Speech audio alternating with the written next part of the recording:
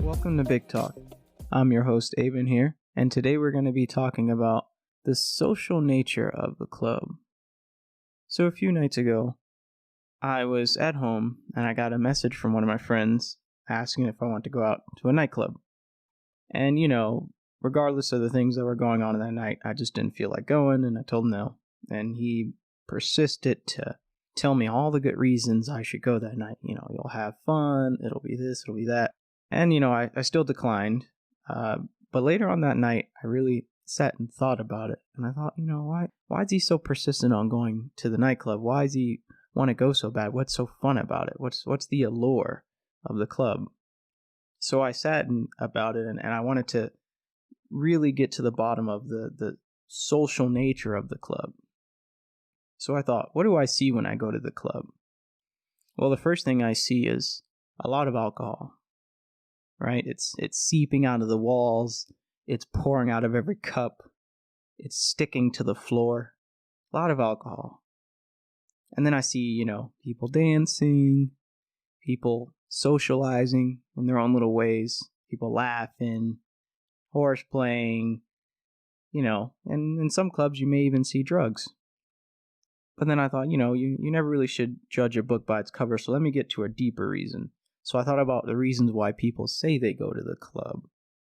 A few common things you hear are, hey, I go to the club to socialize, right? But really, the music is loud. When you're inebriated, a lot of people slur. A lot of people are discoordinated. They're stumbling all over the place. Random people come up to talk to you, so you get interrupted if you're speaking to someone. So I don't know if it's the best place to socialize. You hear people say it's fun. But is it really fun? Or do you really get some sense of belonging from being there, in terms of no matter how I feel, if I am doing something in a place and other individuals are doing the same thing in this place, then I feel that I'm in the right place, because since we're doing the same thing, I belong here just as they belong here. I don't know. You see people dancing. And people say they go there just to dance, but, dancing can be done in other environments, right? On a professional level, it could be done in a studio. If you're just having fun with it, it could be done at your house. People say they like the music.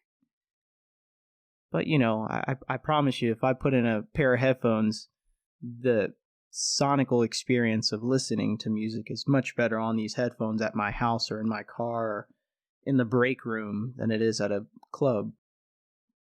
But I began to really think, what are the real reasons that people go to the club? Why? What? Regardless of the reasons they tell me, what are the subconscious, true, at your core reasons why people go to the club? When you're at the club, are you worrying about your appearance? Are you trying to feel young? Like what is the central root cause of you wanting to go to the club? And I came down to a few in deep thought. And the first is validation.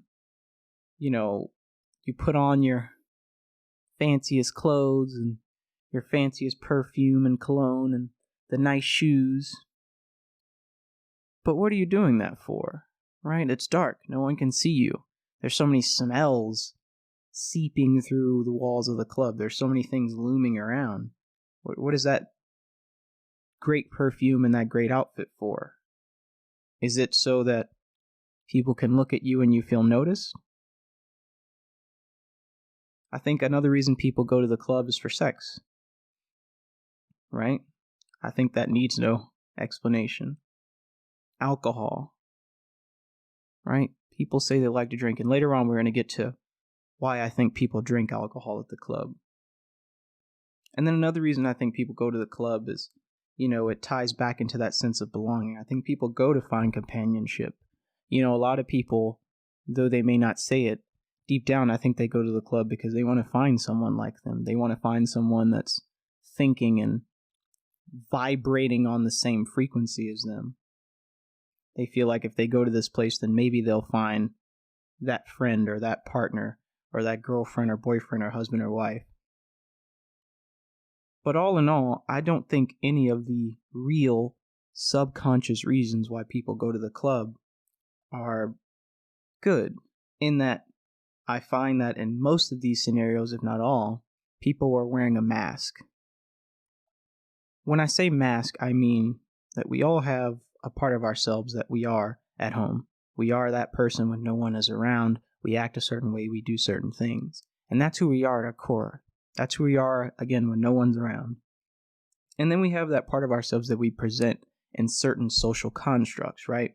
So when you're on your job, maybe you refrain from certain conversation like politics or religion. But really, that's your thing, right? Maybe you have more erect posture or you use a more sophisticated vocabulary.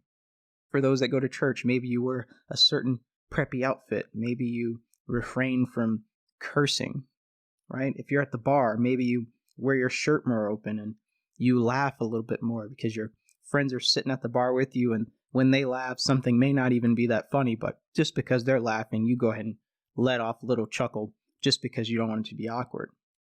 All of these instances are examples of a person wearing a mask, which in my opinion isn't that good, because a person's true identity lies beneath that mask that we put on. And that if you really want companionship and all those things that you would need another person to connect with you in the same way, then you need to know who that person really is behind that mask. And I think that's very hard to do in an environment like a nightclub. So then I thought about it a little bit more. And it reminded me of a comedy special that I watched on Netflix. One of my favorite comedians is Dave Chappelle, and he has a bunch of comedy specials on Netflix, of course. And I remember watching this one special about him, and he was talking about a book he read about pimping. Yes, traditional 1970s prostitute on the corner pimping, right? And he told the story of a pimp that was prostituting this woman, but the woman that he was trying to make into a prostitute, she was very resistant to it. She didn't want to do it. She was very, trying to break free and do her own thing. She didn't really want to do it anymore. So him being a little inexperienced in this, he went and talked to an older pimp, someone who had been, in the pimping industry a little bit longer, in the prostitution business a little bit longer.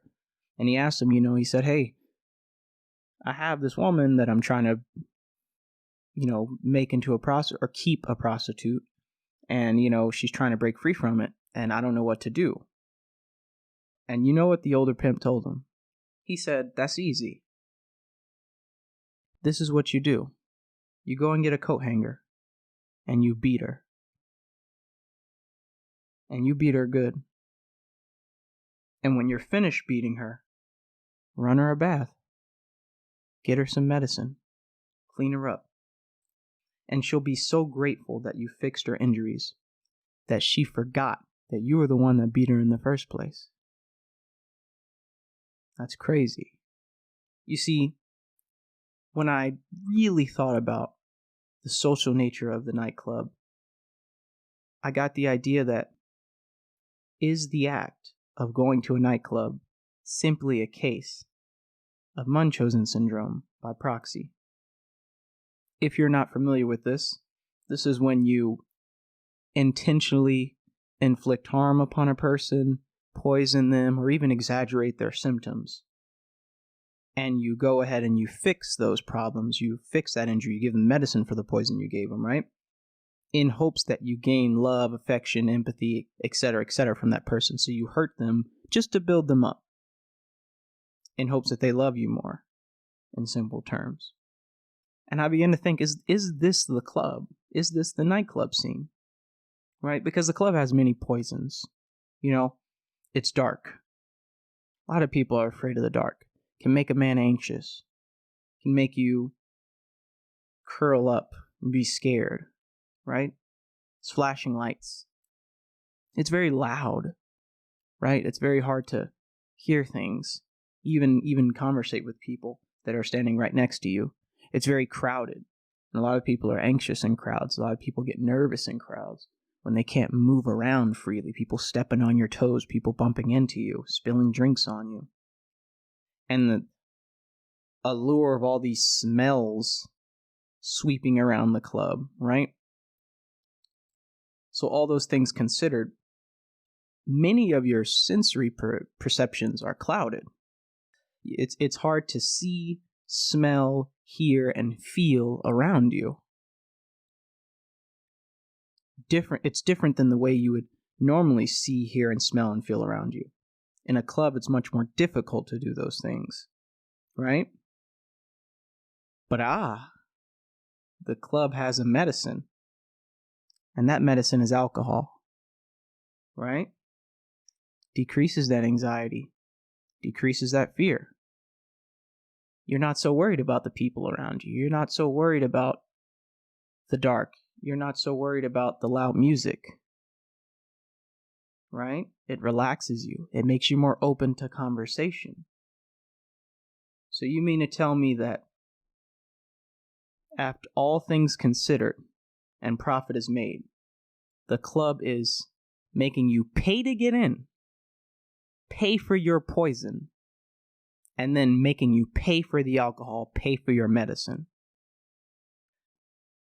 One of my favorite songs by a band called The Foundations. It's a band from the 1960s. I'm a really big oldies fan. It's called Build Me Up, Buttercup. And the lyrics go, "Why do you build me up, Buttercup, just to let me down and run me around?" Is the club making you pay for your poison and then your medicine? It's crazy when you think about it. But I can't say if these are the specific reasons why a specific individual will go to the club. And I can't say whether going to the club is right or wrong for an individual. These are simply my thoughts. What do you think? So right now, no matter where you are, if you're sitting at a bar right now, if you're just at home, if you're driving in your car, going into work, when you get some free time, ask yourself, why do I go to the nightclub? This is Big Talk. Thank you for listening.